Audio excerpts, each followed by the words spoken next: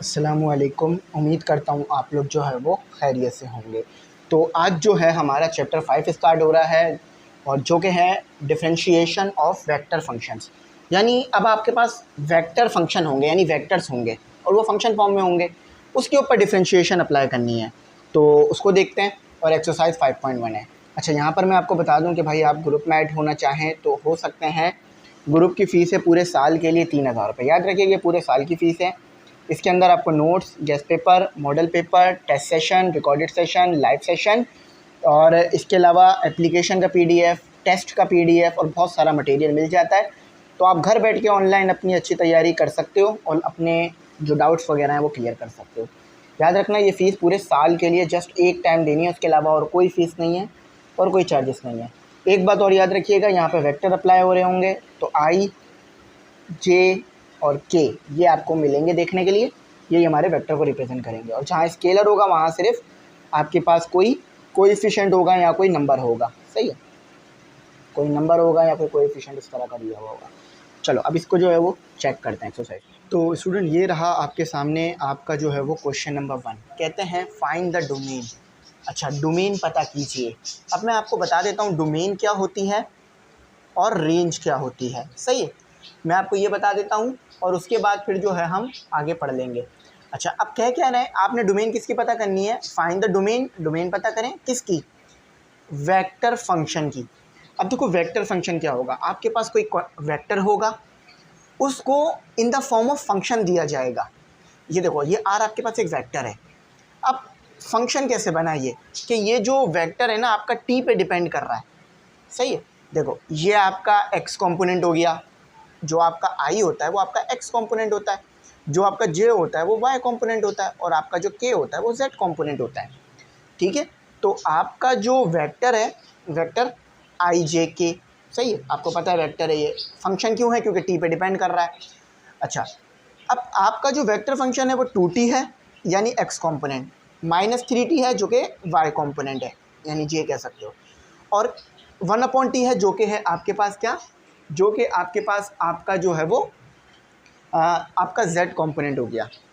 अब आपने इसमें क्या करना है, आपने बेसिकली इसमें डोमेन बतानी है। अब डोमेन सुन लो क्या होती है। डोमेन आपकी होती है इनपुट। ठीक है, आप जो इनपुट पुट करते हो वो आपकी होती है डोमेन। और रेंज क्या होती है? रेंज होता है आपका आउटपुट।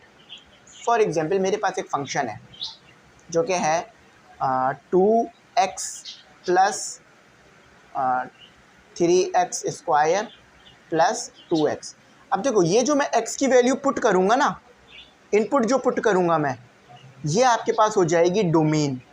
सही है, ये आपकी हो गई डोमेन क्योंकि मैंने कोई इनपुट वैल्यू पुट करी। फॉर एग्जांपल मैं x = 2 पुट कर रहा हूँ। डोमेन आपके रियल नंबर्स हो सकते हैं। ठीक है, अब जब इसे मैं सॉल्व करूँगा तो मेरे पास क्या आएगा, ये fx बराबर हो गया, सॉल्व करने के बाद y आएगा, x की वैल्यू जब पुट करूँगा y आएगा, तो ये क्या हो जाएगा, रेंज यानी मेरा आउटपुट। बस इसको याद रखना। अब यहाँ भी यही काम हो रहा होगा, कुछ मिलता जुलता, मगर थोड़ा सा स्लाइटली डिफरेंट है, तो वो डिफरेंट भी मैं बता दूंगा आपको। ठीक है, तो अब इसे रिमूव कर देता हूँ। सवाल कराने से पहले मैंने सवाल के पीछे की लॉजिक भी आपको बता दी है। अब वो पूछ रहे हैं कि क्या क्या आपके पास यहाँ इनपुट हो सकते हैं या डोमेन हो सकते हैं। देखो वेक्टर फंक्शन की डोमेन आपके पास क्या होगी, वेक्टर फंक्शन की डोमेन बेसिकली आपके पास ये जो दिया हुआ है ना कंपोनेंट के आगे, यानी आई, आपको पता है आई क्या रिप्रेजेंट कर रहा है कि आई यूनिट वेक्टर है, और ये रिप्रेजेंट कर रहा है आपके पास जो भी आपका वेक्टर है उसका एक्स कंपोनेंट ये है। फॉर एग्जांपल ये देखिए इस तरह होता है ना आपका, तो ये हो गया एक्स, ये हो गया वाई और ये हो गया जेड। तो एक्स कंपोनेंट कितना है, ये 2t हो गया। सही, तो अब इसका ज़रा निकालते हैं, और वाई कंपोनेंट ये हो गया, जेड कंपोनेंट ये हो गया। देखो अब इसकी डोमेन कैसे निकलेगी। डोमेन आपके पास आ गया, आपका ये चीज़ आ गई। ठीक है, आपकी ये चीज़ आ गई और आपका इस चीज़ को आपने उठा लिया, एफ टी कह लिया, फंक्शन कह लिया, एफ फंक्शन नाम दे दिया, और 2t। सही है, ये 2t हो गया। ये तो आपका एक्स कंपोनेंट हो गया। डोमेन में आप क्या करते हो, X component, Y component, Z component, इसको अलग अलग कर लेते हो। अच्छा, एफ, उसके बाद आएगा जी। ठीक है, ये हो गया आपका जी, क्या हो गया आपका, ये हो गया -3t। सही है। अच्छा, अब आपके पास h आएगा, h। ये आपका कौन सा कंपोनेंट हो गया, z कंपोनेंट हो गया। अच्छा, ये भी रियल नंबर होगा, ये भी रियल नंबर होगा, और ये भी रियल नंबर। फॉर एग्जांपल मैं t की वैल्यू कुछ पुट करूँ तो रियल नंबर आएगा ना मेरे पास, तो ये रियल नंबर हो गया, ये भी रियल नंबर हो गया, ये भी रियल नंबर हो गया। तो आंसर आपका क्या आया, आपका आंसर आया r, यानी रियल नंबर। यानी अगर आप r को सॉल्व करोगे तो वो एक रियल नंबर देगा, क्योंकि ये तीनों के तीनों रियल नंबर बनेंगे आपके पास। समझ में आई बात? तो इस तरह से इसकी डोमेन और रेंज पता करनी है। बहुत सारे बच्चे ये कहते हैं कि सर इसमें हम जस्ट मतलब जो कंपोनेंट हैं उनको फंक्शन बना रहे हैं, तो ये बात ठीक है, लेकिन हमारे को ये कंपोनेंट उठा के फंक्शन के बराबर करना है। चलो ये समझ में आ गया, अब दूसरा सवाल करते हैं। अच्छा, तो देखें अब आपके पास जो है वो ट्रिग्नोमेट्रिक फंक्शन है, इसमें भी आपने डोमेन पता करनी है। तो ये वाला कंपोनेंट हम किसके बराबर ले लेते हैं, एफ टी, यानी इसको हम एफ टी कह लेते हैं, और ये हो गया साइन टी, सही है। और ये वाले कंपोनेंट को हम क्या कह लेते हैं, जी टी, ठीक है। तो ये हो गया हमारे पास कॉस टी। अच्छा, ये वाले को हम क्या कह लेते हैं, तीसरे कंपोनेंट यानी के जेड कंपोनेंट को हम क्या कह लेते हैं, एच टी, सही। तो ये हो गया टेन टी। अब देखो भाई, आप ये अच्छी तरीके से बात जानते हो कि साइन जब आप निकालते हो तो वो कोई रियल नंबर आ रहा होता है ना, चाहे वो रेशनल आए या इर्राशनल, आता तो रियल ही नंबर है ना आपके पास, साइन 1 साइन 0 इस तरह से करके। तो इसी तरह आप कॉस निकाल रहे होते हो तो ये भी रियल नंबर आ रहा होता है। मगर 10 के ऊपर यहाँ एक कंडीशन लगती है। 10 के ऊपर क्या कंडीशन लगती है, आता तो रियल ही है, लेकिन क्या आता है इसके ऊपर कंडीशन लगती है आपके पास 2n+1। अब मैं इसको ज़रा समझा देता हूँ, π/2। अब ये क्या चक्कर है, ज़रा ऐसे समझो। देखो भाई, n आपके पास कोई भी इंटीजर हो सकता है, इस n की वैल्यू को आप पुट करो, ठीक है, इस n की वैल्यू को पुट करो। n आपके पास कोई भी इंटीजर हो सकता है, इंटीजर, ठीक है, जैसे 1 2 3। तो n की वैल्यू 1 पुट करो, ये आपस में 0 भी पुट कर सकते हो, बेसिकली भी 1 रख के पुट करो, 1 करो तो क्या हो जाएगा 2 3, तो ये 3π/2। तो अगर आपके पास 10 साइन की वैल्यू 0 आ रही है तो 10 भी आपके पास 0 ही आएगा। क्यों, ज़रा देखो यहाँ पे 10t किसका रेशो होगा, sine T upon cos T, इस चीज़ का रेशो होता है। तो ये चीज़ बता रहा होता है आपको, ठीक है। तो आई होप आपको ये बात समझ में आ गई होगी। अच्छा, अब जो है हम अपना फर्दर आगे मूव करते हैं, और फर्दर जो है वो आगे इसको करते हैं।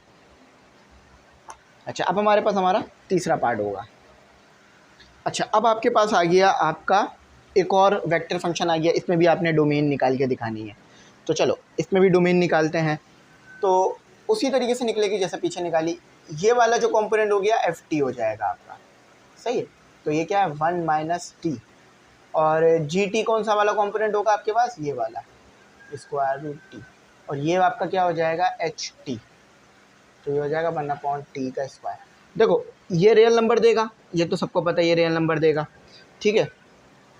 इसके बाद वाला कंपोनेंट भी आपके पास रियल नंबर के करीब करीब ही आ रहा होगा, और इसके बाद वाला भी रियल नंबर ही आ रहा होगा। तो यानी आपको रियल नंबर ही मिलेगा, आर टी को अगर लोगे तो रियल नंबर आएगा आपके पास, सही।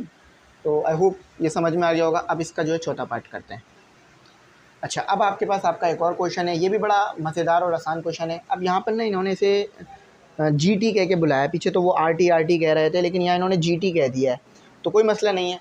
हम जो है वो ये वाला जो कंपोनेंट है हमारा वो एफ हो जाता है, तो कॉस टी। अच्छा, ये फिर कॉस हो गया, फिर हमारा जी आ जाता है, जी टी ही कहेंगे हम इसे भी। तो ये माइनस, अच्छा माइनस को ज़रूर लगाइए, कॉट है, ठीक है, कॉट टी, कॉट और टी। फॉर एग्जांपल ये तो कॉट हो गया, और टी आपका एंगल है इधर बेसिकली, और एच टी, तो ये हो गया आपका कोसेक, कोसेक टी। अच्छा, ये भी रियल नंबर देगा, कॉस साइन, ये भी रियल नंबर ही दे देगा आपको, और ये भी रियल नंबर ही दे देगा, सही है। तो ये आपका इसका फाइनल आंसर है। आई होप ये यहाँ तक समझ में आ गया हो, आप लोगों को प्रॉब्लम ना हुई हो, और ये यहाँ तक इसको रखते हैं, ठीक है। अब जो है हम सवाल कर लेते हैं, वो आसान है, बस कैलकुलेशन करनी है। कैलकुलेशन अगर आप समझ गए तो वो सवाल आप खुद भी निकाल लोगे, ठीक है। तो ये रियल नंबर ही मिल रहा होगा आपको, आपका जो आंसर आएगा वो आंसर आपका जो है वो रियल नंबर से ऑलमोस्ट बिलोंग कर रहा होगा। तो स्टूडेंट ये रहा आपके पास सवाल। देखने में तो बड़ा मुश्किल मालूम हो रहा होगा, लेकिन ये बड़ा आसान सवाल है। कह रहा है फाइंड द लिमिट। लिमिट से क्या मुराद है कि आप कहाँ से शुरू कर कहाँ तक जा सकते हो। फॉर एग्जांपल अभी तो मैं टी की कोई भी वैल्यू पुट करूँ, मुझे तो मुख्तलिफ आंसर्स मिलते रहेंगे ना, लेकिन मुझे ऐसा चाहिए कि मेरे पास जो ये टी है ना ये ख़त्म हो जाए। अब वो कैसे हो सकते हैं कि मैं टी इक्वल टू 0 पुट कर दूँ, तो ये टी जो है वो ख़त्म हो जाएंगे और मुझे पता चल जाएगा कि मेरा जो फंक्शन है वो कहाँ से शुरू होकर कहाँ तक जा रहा है। मगर टी डायरेक्ट पुट नहीं करना, उसकी वजह क्या है? टी डायरेक्ट पुट करोगे तो ये तो ठीक आ जाएगा, ये भी ठीक आ जाएगा, मगर ये ठीक नहीं आएगा। क्यों? अगर टी इक्वल टू 0 डिनोमिनेटर में आया तो इसका मतलब क्या है? इन्फिनिटी। इन्फिनिटी तो नहीं होगा ये, है ना, लिमिट है इसमें। तो आपने बेसिकली क्या करना है, आपने ना लिमिट जब वो कहें तो आपने क्या करना है, आपने टी की वैल्यू पुट करनी है और कहाँ ये आंसर दे रहा है ये आपने चेक करना है। मतलब क्या आंसर दे रहा है टी की वैल्यू पुट करने पर, ये चेक करना है बेसिकली लिमिट। फॉर एग्जांपल इसको इस तरह समझ लो, बिरयानी बनाते हो, ठीक है, बिरयानी की क्या लिमिट है आपके पास कि भाई आपको सारी चीज़ें उसमें डालनी है और आखिर प्रोडक्ट निकलेगा।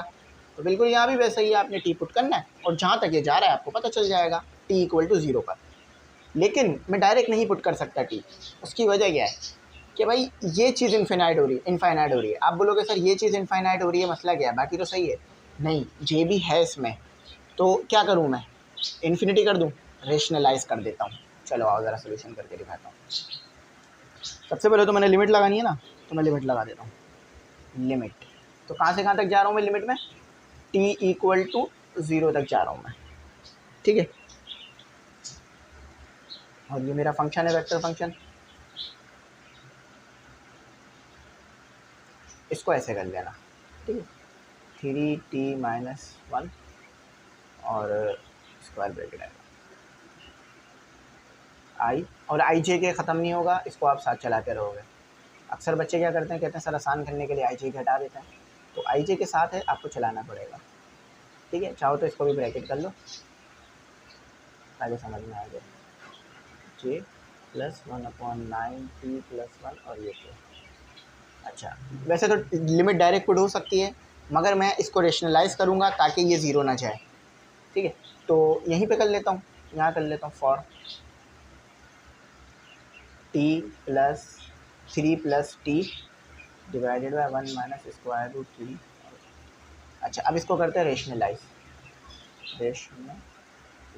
अब रेशनलाइज में आप क्या करते हो कि न्यूमरेटर या डिनोमिनेटर को उठाते हो और साइन चेंज करके मल्टीप्लाई और डिवाइड कर देते हो, इस तरह से करते हो आप। देखो 3 + t, अब देखो डिनोमिनेटर तो उठाने की कोई ज़रूरत नहीं है क्योंकि वो तो 3t है, तो हम न्यूमरेटर उठाएंगे, ठीक है। न्यूमरेटर उठा के मल्टीप्लाई भी कर देंगे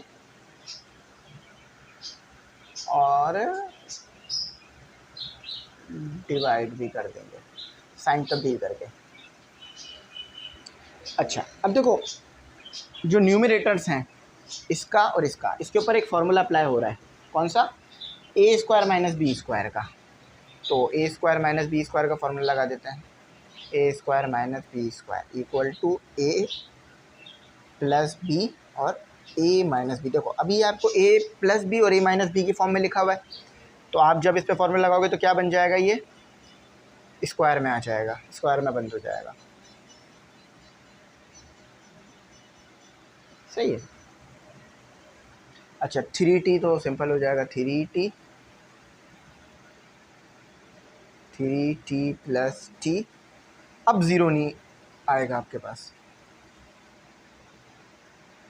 अच्छा एक मिनट, ये t के साथ, इस 3 के साथ t नहीं है, प्लस करके t है। असल में उस तरफ ना मेरा हाथ नहीं जा रहा, जब भी थोड़ी सी राइटिंग एंड के हिस्से में ना थोड़ी सी राइटिंग ख़राब हो रही है, बाकी तो मसला नहीं है। देखो अभी भी अगर आपने टी पुट किया ना 0 आ जाएगा क्योंकि ये देखो डिनोमिनेटर 0 है, लेकिन जब न्यूमरेटर सॉल्व करोगे ना आपका मामला हल हो जाएंगे। देखो स्क्वायर से स्क्वायर रूट कैंसिल, स्क्वायर से स्क्वायर रूट कैंसिल, तो निकल कर क्या आया आपके पास, 3 + t - 3 डिवाइडेड बाय 3t और square root 3 + t plus square root 3। तो ये सॉल्व होने के बाद क्या बना आपका, प्लस का माइनस का कैंसिल, तो t divided by 3t square root 3 + t plus square root 3। देखो t से t कैंसिल हो गया, 1 divided by 3 plus T plus, अब देखो अब ये आपके पास क्या हो रहा है, अब ये आपके पास ज़ीरो नहीं हो रहा या इन्फिनिटी नहीं हो रहा। अब जब टी पुट करोगे तो अब आपने ये जो निकाला है ये यहाँ पुट करना है। देखो इसी को उठा के हमने सॉल्व किया ना, तो ये चीज़ आई। तो आपके पास ये याद रखना कि आपका ये चीज़ जो है वो इसके बराबर आ रहा है। सही है, चलो इसको लिख लो वर्डिंग को, फिर आगे से काम शुरू कर लेना। थोड़ा सा मैं रिमूव कर रहा हूँ ताकि मैं आगे काम कर सकूँ। तो हमें पता चल चुका है कि हमारा ये चीज़ जो है वो बराबर आ रही है। अगर हम रेशनलाइज करेंगे तो किसके बराबर आ रही है, square root 3 plus T plus square root 3। सही, चलो अब इसको ऊपर पुट कर देना। इस काम को ज़रूर लिख लेना जो मैंने लिखा है, याद नहीं करना है इसको, ठीक है, इसको समझना क्या काम हो रहा है। चलो तो भाइयों और बहनों, अब हम पुट करेंगे लिमिट। पहले लिख देते हैं हमारा क्या आ रहा है। बस ये छोटी सी चीज़ आपको समझानी थी। अगर ये आपको समझ में आ गई तो पूरा सवाल आपका आसान हो चुका है। अब तो कुछ मुश्किल नहीं है, अब आपने बस लिमिट ही पुट करनी है। e की पावर 3t माइनस 1 और आई पर 3 प्लस टी माइनस, अच्छा सॉरी, ये चीज़ हमने किसके बराबर लिखी, इसके बराबर लिखी। 3 plus T plus square root 3 जे प्लस 1/9 टी प्लस 1 और ये के। सही है, अब जस्ट क्या करो, अब लिमिट लगा दो, अप्लाई लिमिट। एक मिनट, अप्लाई लिमिट। लिमिट क्या है भाइयों के पास, लिमिट है t इक्वल टू 0। तो t इक्वल टू 0 हो जाएगा। तो जब आपने लिमिट पुट करी, इधर पुट 0, ठीक है। तो देखो लिमिट अप्लाई करने के बाद ये लिमिट लिखने की दोबारा ज़रूरत तो है नहीं। तो ये क्या हो गया, 3t और e की पावर 3 और फिर 0 माइनस 1 और ये आ गया आपका i। इसी तरह यहाँ भी लिमिट लगा दो, 3 प्लस 0 जे 1/9 और ये 0 और ये 1, ये के। अच्छा अब देखो डायरेक्ट आंसर लिखता हूँ क्योंकि जगह है नहीं, लेकिन आपको मैं डाउट क्लियर कर दूंगा, उसका मसला नहीं बनेगा। देखो भाई e की पावर 0 आपको देता है 1, ठीक है। ये बात आपको याद है या नहीं? अगर नहीं आ जाए तो चलो कोई बात नहीं, परेशान होने वाली बात नहीं है, मैं इधर हूँ तो आपको करा देता हूँ। देखो भाई ये आ गया मेरा कैलकुलेटर, आप भी मोबाइल में डाउनलोड कर लेना अगर अभी साइंटिफिक नहीं है तो। 3 के साथ 0 मल्टीप्लाई होगा तो 0 होगा, e की पावर 0 बनाता है। सही, इसको याद करो। तो 1 माइनस 1, अब देखो 0 आ जाए कोई मसला नहीं है, इन्फिनिटी नहीं आना चाहिए। यहाँ इन्फिनिटी आ रहा था ना, 0 आता तो मैं चला देता, मुझे इन्फिनिटी पसंद नहीं है, मुझे 0 पसंद है। तो ये क्या हो गया आपका 3 और ये, अच्छा एक बात याद रखना, ये जो ब्रैकेट है ना ये लगा लेना, सही है, वरना ऐसा लग रहा है कि वो 3 जस्ट स्क्वायर रूट 3 के साथ मल्टीप्लाई हो रहा है, सिर्फ स्क्वायर रूट 3 के साथ है। नहीं, ये वाले स्क्वायर रूट 3 के साथ भी है, ये वाले के साथ भी है। और एक स्टेप और करना, फिर हमारा आंसर है 1। देखो 9 की पावर 0 तो 0 ही होगा ना, तो 1/1। अच्छा अब मैं अपना आंसर लिख देता हूँ, आंसर मैं यहाँ लिख देता हूँ, देखो लिमिट हो गई r2 0, ठीक है, क्योंकि मैंने t को 0 पुट किया। अब ज़रा मेरी बात सुनो, ये क्या हो जाएगा 0, लिखने की ज़रूरत नहीं है, चाहो तो लिख लो 0 i, इस तरह से। आंसर में वैसे लिखा नहीं जाता इस तरह से। अच्छा अब देखो इसको सॉल्व करो, क्या हो जाएगा ये 1/, स्क्वायर रूट 3 दो टाइम है तो 2 हो जाएगा, 2 मल्टीप्लाई बाय 6 तो 6 स्क्वायर रूट 3। समझ में आया क्या किया मैंने, स्क्वायर रूट 3 दो टाइम है ना, तो क्या हो जाएगा 3 मल्टीप्लाई बाय 2 स्क्वायर रूट 3, जब दोनों मल्टीप्लाई होंगे तो 6 स्क्वायर रूट 3। सही है, बात समझ आई मेरी, बस यही काम किया। अब यहाँ क्या आ गया +1k, ये आपका फाइनल आंसर है। यहाँ तक आप जा सकते हो, देखो t ख़त्म हो गया ना, तो बस यही हमारा फाइनल आंसर। अब शायद पीछे बुक में ना ये आई उन्होंने ना लिखा हुआ, मैंने लिखवाते हुए कहा था ना मर्जी है लिखना लिखो नहीं, हाँ बुक में उन्होंने नहीं लिखा हुआ, तो इसे हटा दो क्योंकि ज़ीरो हो चुका है ना वो वाला हिस्सा, तो जब चीज़ ज़ीरो हो गई है तो क्यों लिख रहे हो, बस ये आंसर है।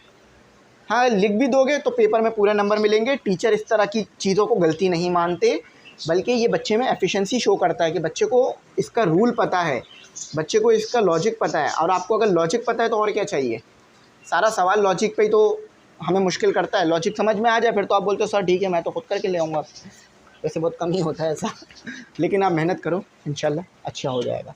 चलो अब आगे क्वेश्चन नंबर 3 करते हैं, है फंक्शन वाला ही सवाल, उसको समझाता हूँ। तो स्टूडेंट आपके सामने सवाल ये रहा और उसका जवाब मैं लिखवा देता हूँ। अच्छा थोड़ा सा पता नहीं ये धुंधला क्यों हो रहा है, थोड़ा सा मैं इसकी धुंधलापन ख़त्म कर दूँ, 1 मिनट। हाँ अब बेहतर है ना, थोड़ा सा धुंधला हो रहा है, सही है अब बेहतर है। चलो अभी भी धुंधला है लेकिन अब बेहतर है, देखो हाँ अब बेहतर है। देखो आप इक्विपमेंट भी कह रहे हैं कि जल्द से जल्द मैं अपग्रेड कर लूँ, तो इंशाल्लाह जल्द इक्विपमेंट अपग्रेड हो जाएंगे। बहुत आसान सवाल है, जस्ट आपने यू और वी पुट करना है, यू और वी ऊपर दिया हुआ है। इफ़ यू, आपको एक वेक्टर दिया हुआ है यू, देखो वेक्टर को कैसे पहचानोगे, वो आई जे के की फॉर्म में होगा, तो मुश्किल नहीं होनी चाहिए आपको। इफ़ यू क्या है आपके पास, देखें टी स्क्वायर आई माइनस 2j, यानी जे का मतलब क्या है, वाई कॉम्पोनेंट में क्या है। अच्छा 3ti minus 5k are vectors, ठीक है, वेक्टर फंक्शंस, ये स्केलर है। अब स्केलर है कैसे पता चल रहा है कि देखो इसके साथ कोई आई जे के नहीं मिलेगा आपको, तो is a scalar function. Find the following, अब फॉलोइंग क्या पता करना है आपको, 4 कंडीशनें दी हुई हैं वो पता करनी है। अब वो कह रहे हैं आपको पहले यू लिखो फिर वी लिखो, उनको आपस में ऐड कर दो, तो चलो आओ ऐड कर देते हैं। वैसे तो डायरेक्ट भी आंसर आ सकता है इसका, लेकिन हम ऐसे करते हैं। अच्छा देखो लिमिट टी, अच्छा देखो u क्या दिया हुआ है भाइयों, u दिया हुआ है आपको t का स्क्वायर और i का वेक्टर, और फिर आ गया -2j, ठीक है, ये आपका u आ चुका है, प्लस अब v क्या लिखा हुआ है 2ti माइनस 5k, ये आपका v आ चुका है, ठीक है। अब देखो ज़रा होगा क्या, देखो अब ब्रैकेट की तो ज़रूरत नहीं है, ब्रैकेट सिर्फ समझाने के लिए लगाए थे, ब्रैकेट ख़त्म कर दिया मैंने, t का square i minus 2j plus 2ti minus 5k।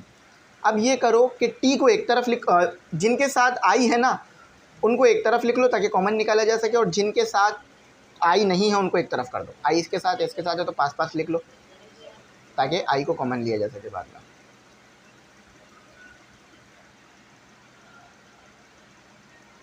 देखो ये तो j है, ये तो k है, कॉमन नहीं निकल सकता है ना, लेकिन i में देखो, i में कॉमन निकलता हुआ नज़र आ रहा है।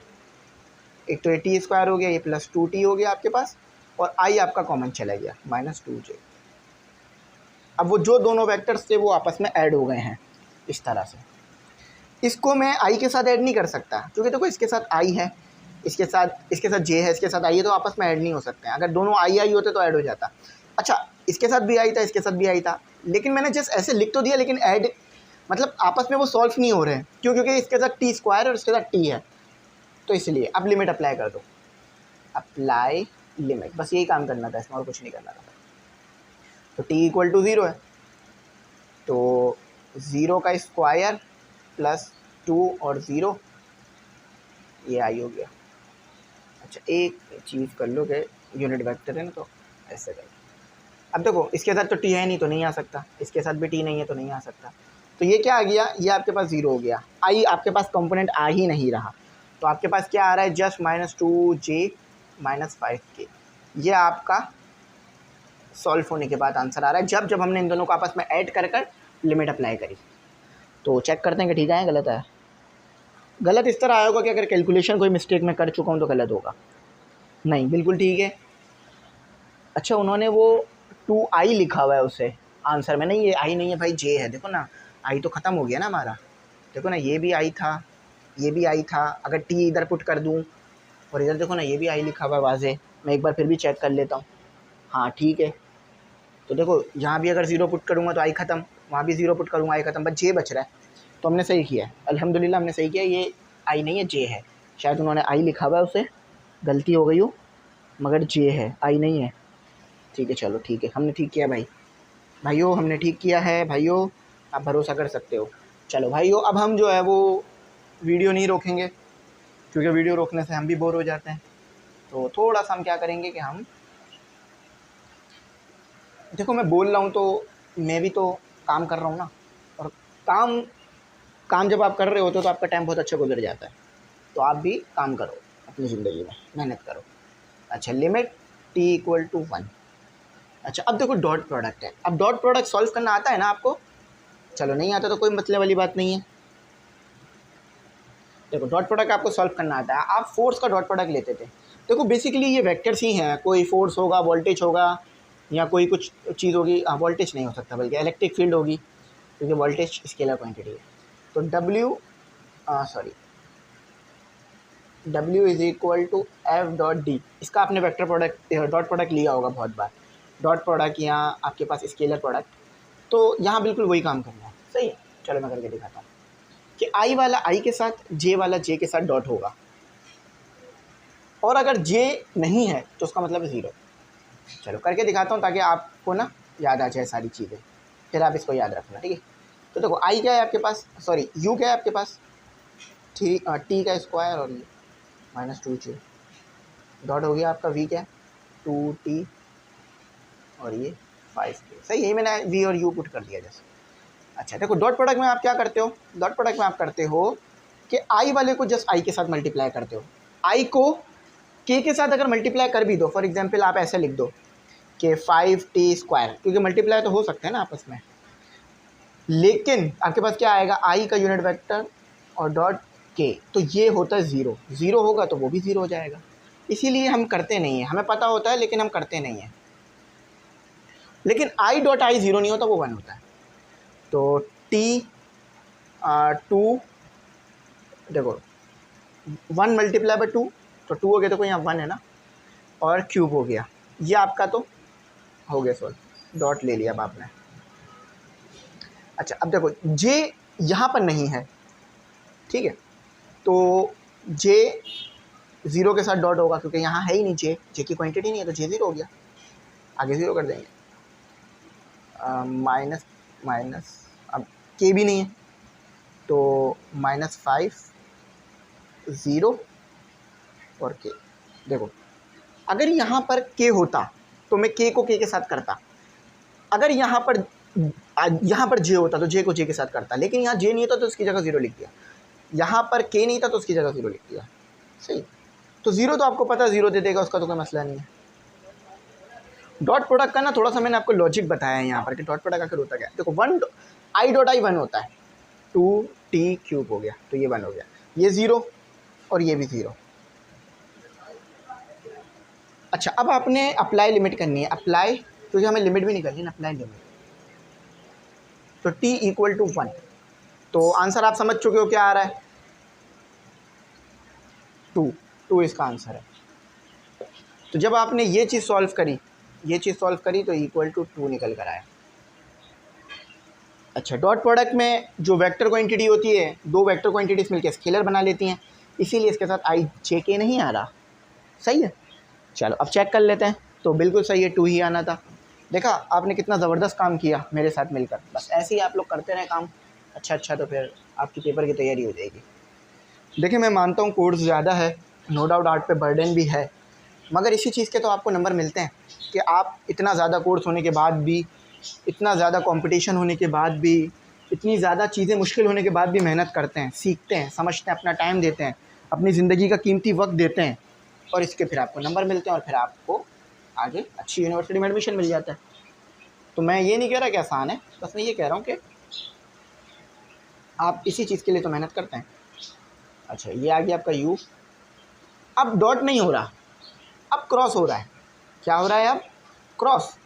तो क्रॉस को सॉल्व करने का तरीका याद है कि हम डिटर्मिनेंट बनाते थे, फिर सॉल्व करते थे, ठीक है, डिटर्मिनेंट लेके सॉल्व करते थे, या फिर हम जो है वो डायरेक्ट भी मल्टीप्लाई कर सकते हैं, चाहे तो डिटर्मिनेंट लेके भी कर सकते हैं। डिटर्मिनेंट लूँगा तो थोड़ा सा मुश्किल लगेगा आपको, तो डायरेक्ट कर देता हूँ, डायरेक्ट में आपको अच्छी बात समझ आ जाएगी। और याद रखना क्रॉस जब भी लेते हो ना तो वेक्टर क्वांटिटी निकल कर आती है, सही है। जैसे कि टॉर्क होता है ना आपके पास, आर क्रॉस एफ या F, I think F cross R होता है, हाँ। तो एक वेक्टर क्वांटिटी बना लेते हैं आर क्रॉस एफ, ठीक है। तो दो वेक्टर मल्टीप्लाई हो रहे हैं, एक वेक्टर निकल कर आ रहा है। चलो इसको सॉल्व करते हैं। तो स्टूडेंट सवाल तो आसान है, बस आपको ना एक छोटी सी चीज़ पता होनी चाहिए, क्लॉकवाइज और काउंटर क्लॉकवाइज सर्कल, ठीक है। वो मैं भी आपको बता दूंगा, तो अच्छा है आपके लिए। एमडी कैट और ई कैट में भी ये चीज़ बड़ी मदद करती है। आप तो ख़ास तौर पे ई कैट वाले हैं, लेकिन एमडी कैट में भी ये चीज़ बड़ी हेल्प करती है, बच्चों को सिखाई जाती है। अच्छा थोड़ा सा मेरा, हाँ चलो अब आ जाओ भाई, बात करते हैं।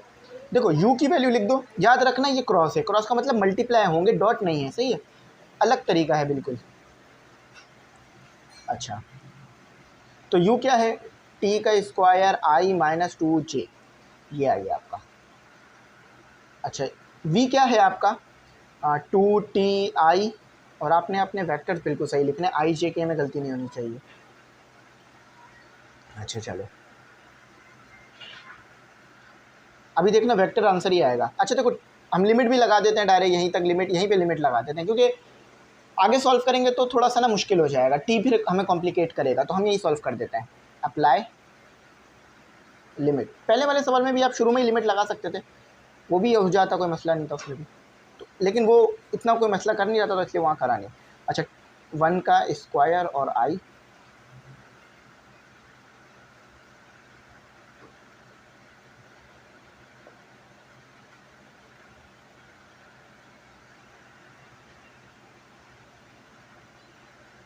अच्छा देखो ये हो गया हमारा सॉल्व। देखो थोड़ा सा ब्राइटनेस हम अगर बढ़ा दें तो पढ़ने में मज़ा आ जाए, है ना। अच्छा देखो ये देखो 1 का स्क्वायर तो 1 ही होगा, तो जस्ट आपका आई यूनिट वेक्टर आ गया, इसका मतलब है कि 1 है। ये आ गया 2i माइनस 5k।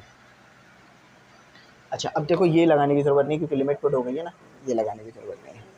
अच्छा ज़रा बात सुनो मेरी, अब देखो तो स्टूडेंट इन दोनों को मल्टीप्लाई करा के लिख देते हैं। अभी वो मैं ट्रायंगल दोबारा, अभी वो मैं सर्कल दोबारा बना देता हूँ, मैंने मिटा दिया आई जे और के, इसको समझना, ठीक, इसको समझना। अच्छा तो देखो आई मल्टीप्लाई बाय आई, तो 2i क्रॉस आई, सही है। आई मल्टीप्लाई बाय यानी 1 मल्टीप्लाई बाय 5, तो आई क्रॉस के, जो पहले हो से पहले ही लिखना।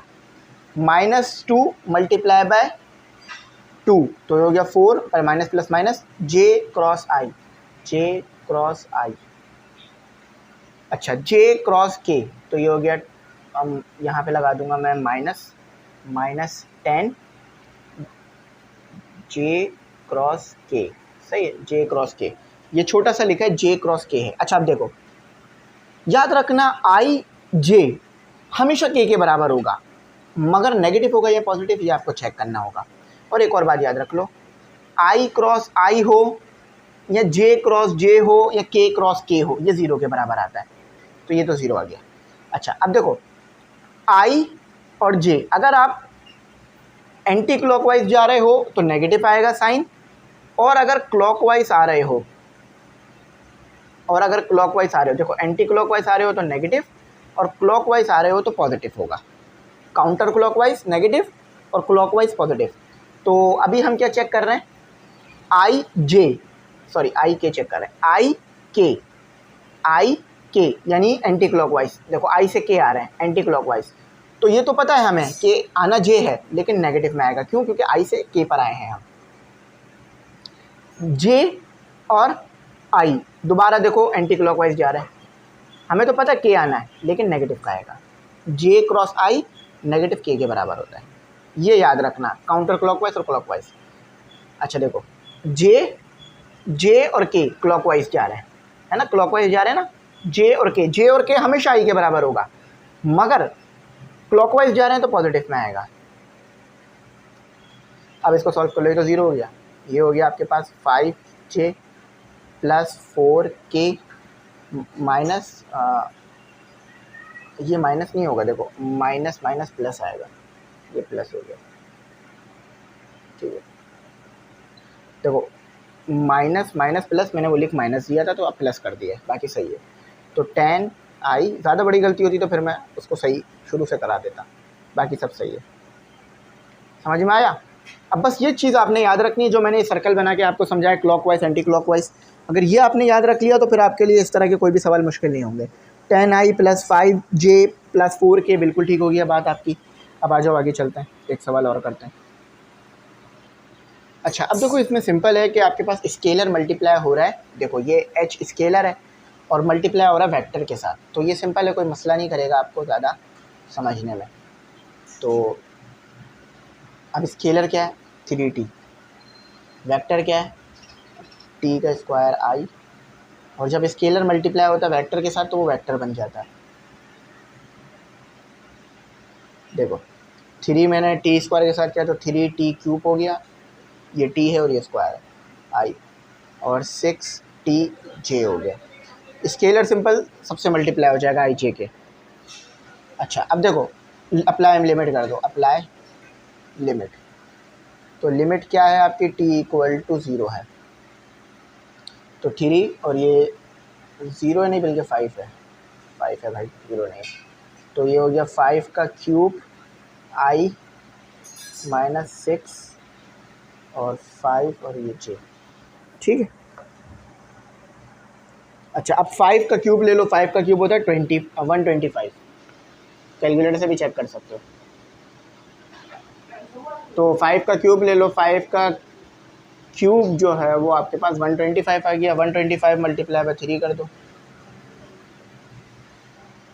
ये हो गया आपके पास आई थिंक 30, ठीक है। अच्छा अब 125 3 × 125, the answer is 37530j, this is our answer, this is our answer, ठीक है। चलो अब इसका क्वेश्चन नंबर 4 करते हैं, फिर 5 इस तरह आगे और क्वेश्चन करते हैं। तो स्टूडेंट ये सवाल तो बड़ा आसान है, बस आपने समझना है। कह रहे हैं शो डैट फंक्शन, आपके पास एक फंक्शन है RT sin t i, यानी i जो है आपका यूनिट वेक्टर है, tan tj + 1/t इस कॉन्टीन्यूस एट, कॉन्टीन्यूस का मतलब ये है कि आपने ना ये वैल्यूज इसमें पुट करनी है। अगर ये वैल्यू ये पुट करने पर π/4 आंसर आपके पास नॉन ज़ीरो आ रहा है तो इसका मतलब है ये कॉन्टीन्यूस है, ये आगे चल भी रहा है और इसका डेरिवेटिव भी होगा। चलो करके दिखाता हूँ। देखो सबसे पहले तो मैंने क्या करना है, मैंने लिमिट ही लगानी है ना, तो मैंने क्या करना है, लिमिट लगानी है अपनी, मैंने एक लिमिट भी पुट करनी है, लिमिट t2 π/4 आ रहा है, ठीक है, और RT फंक्शन है मेरा। बेसिकली इस चैप्टर का नाम ही वेक्टर है, वेक्टर की डिफ्रेंशिएशन है, लेकिन डिफ्रेंशिएशन नहीं की अभी तक हमने इसकी। तो sin 2t i + tan t, इस पर भी लिमिट लगेगी ना जब वहाँ लगाइए तो,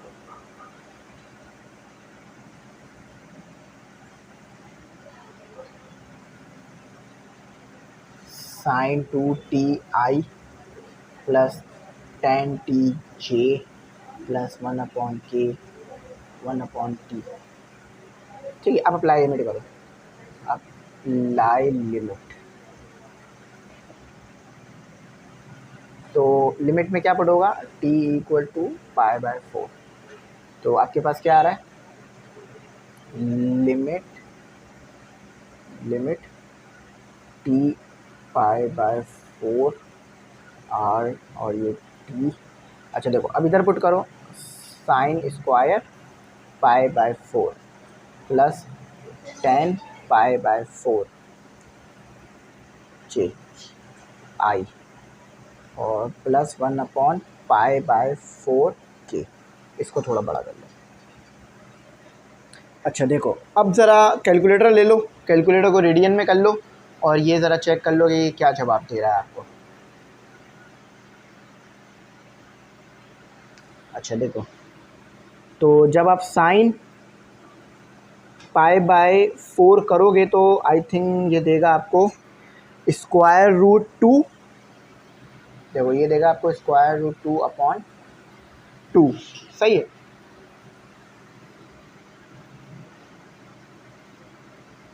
और इसके ऊपर स्क्वायर भी लेना है आपने, लगे हाथ, तो इसका स्क्वायर भी मैं ले लूँगा, ठीक है। अभी मैंने लिया नहीं लेकिन मैं इसका स्क्वायर ले लूँगा। इसका स्क्वायर, क्योंकि देखो स्क्वायर है ना साइन पे। अच्छा, अब 10 पाई/4 1 देता है आपको, चेक कर लेना कैलकुलेटर से। ये रेसिप्रोकल हो जाएगा, 4 ऊपर आ जाएगा, पाई नीचे। फाइनल आंसर लिखते हैं। लिमिट टी टू पाई/4 जा रहा हूँ मैं, आर टी हो गया मेरे पास इक्वल टू, देखो स्क्वायर से स्क्वायर रूट कैंसिल, और ये हो जाएगा 4, 2 ऊपर है 4 नीचे है, तो क्या आ जाएगा 1/2। देखो समझ में आया ना मैंने क्या किया, स्क्वायर से स्क्वायर रूट कैंसिल हो गया, लेकिन इस पर भी स्क्वायर आ जाएगा तो ये 4 हो जाएगा, 2 ऊपर है 4 नीचे, तो क्या हो जाएगा 1/2। और आई का यूनिट वेक्टर प्लस जे का यूनिट वेक्टर प्लस 4 पाई के का।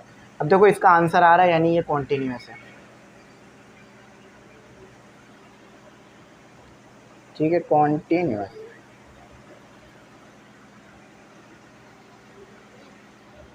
अच्छा, थोड़ी सी स्पेलिंग में मिस्टेक हो गई है, कॉन्स्टिन्यूअस हो गया वो कॉन्टीन्यूअस से। ठीक है, चलो ये समझ गए ना। अब आ जाओ इसके बाद वाला क्वेश्चन करते हैं, वो भी इसी के मिलते जुलते है, थोड़ा आसान है। ठीक है, तो स्टूडेंट अब जो है अपना अगला क्वेश्चन करते हैं, आसान है मुश्किल नहीं है। ठीक है, इसमें कह रहे हैं शो डैट, यहाँ भी वही बात कर रहे हैं, show that the function, show करो कि ये फंक्शन जो है वो आपके पास, फंक्शन ये रहा 2t और आई, आयोटा नहीं है ये, ठीक है, आई यानी यूनिट वेक्टर, 3 का क्यूब 2t का क्यूब, t का क्यूब 2t का क्यूब -5j प्लस 1/e⁻t के इस कॉन्टीन्यूस। तो देखो इस पर आपने सोल्यूशन कैसे करना है, जैसे पहले हमने किया था कि अगर मैंने यहाँ पर जो है ना लिमिट डायरेक्ट पुट की इसमें, ख़ास तौर पर इसमें, तो वो क्या होगा कि आपके पास जो है वो आंसर सही नहीं आएगा, ज़ीरो आ जाएगा, क्योंकि देखो यहाँ भी ज़ीरो बन रहा है, यहाँ भी ज़ीरो बन रहा है, ये भी ज़ीरो बन जाएगा, तो ये ज़ीरो नहीं बनेगा, ना ये इन्फिनिटी बनेगा। तो इसको जो है हमें सही से रेशनलाइज करना होगा। तो पहले लिख लेते हैं।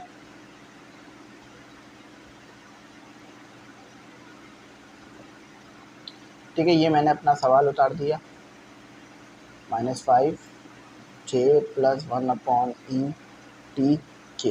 अब इसको उठा लेते हैं फॉर टी क्यूब, बल्कि उठाने की ज़रूरत नहीं है, डायरेक्ट ही सॉल्व कर देते हैं, इसी के साथ साथ कर लेते हैं ताकि आपको ना फिर वो अलग से लिखना ना पड़े। देखो टी क्यूब कॉमन निकाल लो, कॉमन निकालोगे तो क्या होगा, टी क्यूब इधर भी डिवाइड हो जाएगा और यहाँ 5 है इसके साथ भी डिवाइड हो जाएगा।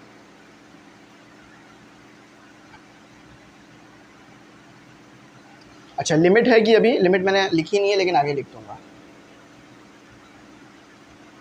2/3। तो देखो कॉमन निकालने से ये इससे कैंसिल हो गया, तो 1/, और ये इससे कैंसिल हो गया 2 - 5t क्यूब प्लस 1/e⁻t और ये k। ठीक है, इतना तो हो गया। अब देखो इसको लिमिट लिख देते हैं, लिमिट के फॉर्म में लिख देते हैं, इन्फिनिटी तक जा रही है लिमिट, और वेक्टर क्या है आपके पास ये रहा, तो ये क्या बना, ये भी लिमिट है आपके पास, ये भी इन्फिनिटी तक जा रही है, 2/t आई प्लस 1/2 - 5t क्यूब प्लस, और याद रखना ये वाला कॉमन निकालना सीख लेना कि जब भी आप कॉमन निकालते हो तो डिवाइड करा देते हो जो चीज़ बाहर जाती है। और ये क्या आ गया, apply limit, apply limit, limit क्या है, टी जो है वो इन्फिनिटी है।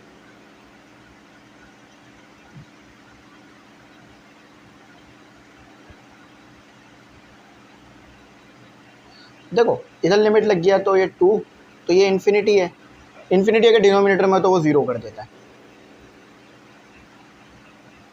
2 माइनस, तो यहाँ भी इन्फिनिटी आ जाएगा टी क्यूब की जगह, तो ये भी ज़ीरो हो जाएगा। अच्छा, एक बात याद रखना, ई की पावर अगर इन्फिनिटी हो तो वो ज़ीरो के बराबर होता है। अब मेरे पास कैलकुलेटर नहीं है, मतलब कैलकुलेटर में ये आएगा नहीं, मैं आपको करके दिखा देता।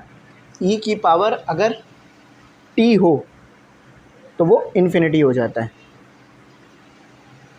तो डायरेक्ट इसको ज़ीरो लिख देंगे, ये आपका आंसर आ गया बस।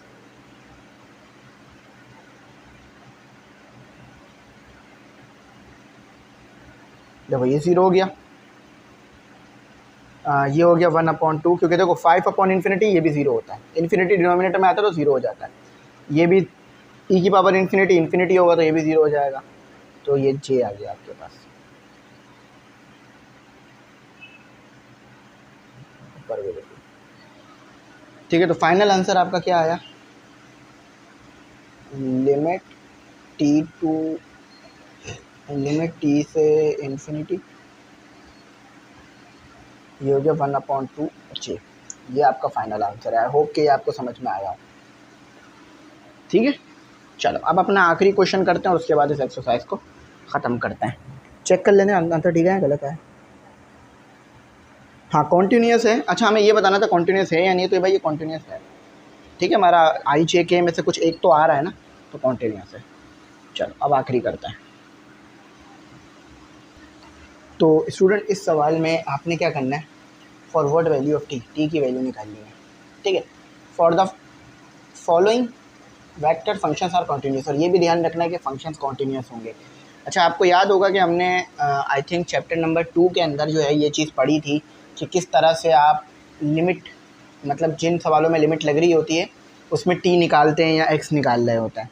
तो यहाँ भी वही टेक्निक अप्लाई करते हैं और मैं आपको करा देता हूँ। सबसे पहले तो भाई देखो ये क्या होगा, एफ टी है ना, जैसे हमने पीछे अभी थोड़ी देर पहले किया था, हमने जो है वो डोमेन और डोमेन निकाली थी, तो यहाँ भी वही कर लेते हैं, ln t+3। ठीक है, तो ये आ गया मेरा, थोड़ा सा 1 मिनट ज़रा मैं सही कर दूँ। अच्छा उसके बाद मेरा जी टी आ गया मेरा, जो कि 1/t-1 है, और उसके बाद एच टी आ गया मेरा, GHT+2 t²-4। अच्छा अब देखो ये चीज़ हमें पता है कि अगर हम इसे सॉल्व करें तो 0 से तो बड़ा ही कुछ आना है ना, तो यानी t+3 0 से बड़ा कुछ आएगा, तो t की वैल्यू क्या आ गई आपके पास, -3। सही है, एक एक करके हम इस तरह से वैल्यूज़ निकालेंगे। अब देखो पीछे हमने पढ़ा था कि डिनोमिनेटर को नॉट इक्वल टू 0 ले लो, t की वैल्यू आ जाएगी, तो t-1 नॉट इक्वल टू 0, तो t equal to not equal to 1 आ गया। इधर भी ऐसे ही कर लो कि t² -4 not equal to 0, denominator को नॉट इक्वल टू 0 के बराबर, तो ये आ गया आपका 4। ठीक है, अब इसका अगर स्क्वायर रूट ला लो और नॉट इक्वल भी लगा लो, सही है कि यानी अगर इसको सॉल्व करोगे तो ये 0 तो नहीं आएगा कम से कम, +-2। अच्छा अब फाइनल आंसर बना के लिख दो, वैसे तो आपका आ चुका है, अब फाइनल आंसर की फॉर्म में लिख दो, एक टेबुलर फॉर्म जो आप कहते हो उसमें लिख दो कि आपके पास t होगा। अच्छा अब वो t क्या क्या होगा, यहाँ तो t आपके पास बड़ा होगा -3 से, ठीक है, और t आपका जो है वो नॉट इक्वल होगा -1 के बराबर, 1 से नॉट इक्वल होगा 1 से, और बल्कि एंड जो है ना वो गलत लगा है हमारा, चलो इन्होंने ऐसे ही लिखा तो ऐसे ही लिख लेते हैं। अच्छा जो t जो है वो आपका नॉट इक्वल होगा +-2 के, और ये सब बिलोंग कर रहे होंगे आपके पास, t जो है वो बिलोंग कर रहा होगा रियल नंबर से। याद है हमने पीछे इस तरह से एक सवाल करा था, तो ये इसका जवाब था। आई होप समझ आई हो। चलो अब आखिरी करते हैं, इसका आखिरी पार्ट भी कराता हूँ, वो भी इसी तरह का होगा, तो इसलिए मैं वीडियो रोक रहा नहीं हूँ, जस्ट वीडियो चलते हुए मैं ही उसको लिख देता हूँ ताकि आपको समझ आ जाए। अच्छा आखिरी पार्ट क्या कह रहा है आपको, आखिरी पार्ट कह रहा है कि आपके पास एक वेक्टर फंक्शन है, वेक्टर फंक्शन है आपके पास जो कि है 1/3t+1 और यूनिट वेक्टर i 1/t। देखो अब इसमें वही काम करना है, आपने क्या करना है ft, अब इसमें h नहीं आएगा क्योंकि k नहीं है, तो 1/3t+1, और gt क्या है आपका, वो है 1/t, और ht क्या है आपका, वो है 0, है ही नहीं तो 0 आएगा। अच्छा अब इससे निकालो ज़रा, 3t+1 नॉट इक्वल टू 0 आएगा, तो t क्या आ गया आपके पास, -1/3 मगर नॉट इक्वल टू। अच्छा gt t क्या आ गया, t नॉट इक्वल टू 0 आएगा, तो डायरेक्ट आंसर आ गया। अच्छा, अब इसकी वेक्टर फॉर्म बना दो बस, ओ इसकी फॉर्म बना दो कि टी होगा, ठीक है, नॉट इक्वल टू 0 आ रहा होगा जैसा भी इधर लिखा ना, फिर एंड आपके पास आ रहा होगा टी जो कि नॉट इक्वल टू आ रहा होगा 1/3, और ये टी जो है वो बिलोंग्स कर रहे होंगे रियल नंबर से, ये ठीक है। ये इस तरह का आंसर था। आई होप समझ में आ गया होगा। आज की वीडियो को यहीं तक रखते हैं, अगर कुछ ना समझ में आया तो पूछ लेना, गाइड कर दूंगा। Thanks for watching. अल्लाह हाफिज़। कीमती दुआ में ज़रूर याद रखना।